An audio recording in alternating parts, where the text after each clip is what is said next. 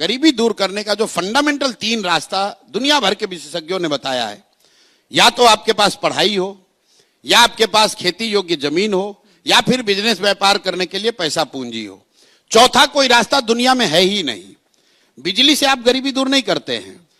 गरीबी house hold level पे दूर तब होगी जब आपके बच्चे पढ़ेंगे, या फिर आपके पास जमीन होगा, खेती करके आप आगे बढ़ सकते हैं, या अगर दोनों नहीं है तो आपके पास पूंजी हो तो आप रोजी रोजगार दुकान व्यापार करके आगे बढ़ सकते हैं।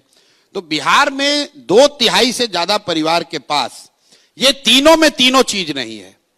पढ़ने की व्यवस्था नहीं है यहां लोगों के पास, और खेती का आलम यह है कि 30-35 बरस से सामाजिक न्याय और समाजवाद की राजनीति होने के बाद बिहार में 60%, यह आंकड़ा याद रखिए, टू बी प्रिसाइज 57% लोग भूमिहीन हैं। देश के स्तर पर सिर्फ 38% लोग भूमिहीन हैं। बिहार में 57% लोग भूमिहीन हैं। यहां भूमि सुधार कभी लागू नहीं किया गया।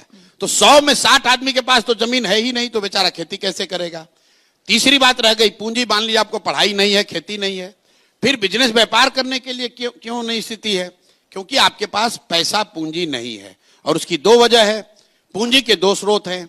एक, जो आप पैसा कमा कर आप बचाते हैं, वो आपका पूंजी हुआ, और दूसरा जो आप बैंकों से कर्ज लेते हैं वो बोरोड कैपिटल है। तो यहां चूंकि पर कैपिटा इनकम इतना कम है कि लोग करीब 100 में 80 आदमी दिन का 100 रुपया नहीं कमा रहा है, तो बेचारा वो बचाएगा क्या और पूंजी कहां से लाएगा?